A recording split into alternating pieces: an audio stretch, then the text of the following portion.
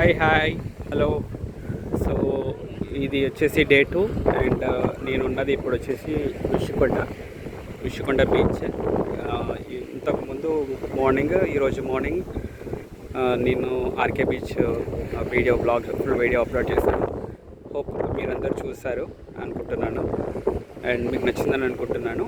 So ఈరోజు వచ్చేసి ఇది ఋషికొండ ఈవినింగ్ సన్సెట్. సో మేము ఆల్రెడీ సన్సెట్కి వచ్చాము. ఇక్కడ సన్సెట్ కూడా అయిపోయింది. ఇటువైపు చూస్తే చాలా పెద్ద కొండ ఉంది. లైటింగ్ కూడా లేదు యాక్చువల్గా. సో బట్ కొద్దిగా లైటింగ్తో తీస్తున్నాను నేను. సో ఇక్కడ చూస్తే ఆల్రెడీ ఆ ఫాగ్ అనేది ఇట్లా ఫామ్ అయిపోయింది.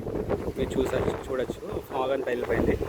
సో యాక్చువల్గా ఈవినింగ్ మేము రాగానే పారాగ్లైడింగ్ చేస్తూ ఉండే, బట్ పారాగ్లైడింగ్ ఏమైంది తెలియదు. కొద్దిగా అలలు ఇట్లా వస్తూ ఉండే, బాగా అలలు అండ్ వేవ్స్ ఫుల్గా ఉండే అది. సో పారాగ్లైడింగ్ క్యాన్సిల్ చేశారనుకుంటా మేబీ.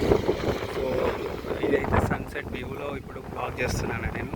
ఆల్రెడీ సన్సెట్ అయిపోయింది మ్యాక్సిమం. చూస్తే ఇక్కడ చాలా బాగుంటుంది యాక్చువల్గా ఋషికొండ బీచ్. పారాగ్లైడింగ్ కూడా చేద్దామని అనుకున్నాను నేను, కానీ ఈరోజైతే బ్యాడ్ లక్. మీరు చూడొచ్చు చాలా వేవ్స్ వస్తున్నాయి. నాకు తెలిసి మీకు వేవ్స్ ఆ డిస్టర్బెన్స్ సౌండ్స్ అనేది మీకు వస్తుంది అనుకుంటున్నాను నేను ఇక్కడ. సో ఇది బ్యూటిఫుల్ ఋషికొండ బీచ్ వ్యూ. ఇక్కడ అనిపిస్తుంది ఒక 1 వీక్ అంతా ఇక్కడ ఉండి ఎంజాయ్ చేసి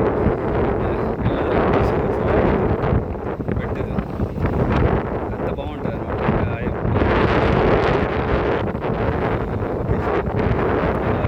ఇక్కడ ఏంటంటే అంత లోతుగా ఉండదు, వేవ్స్ కూడా ఎక్కువ రావు ఇక్కడ.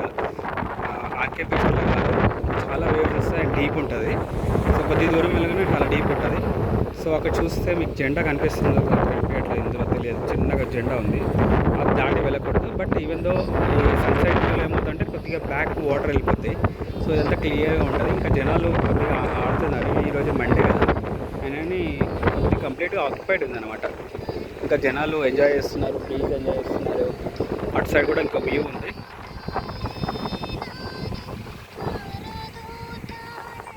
సో ఇక్కడ వ్యూ అనేది చాలా బాగుంది.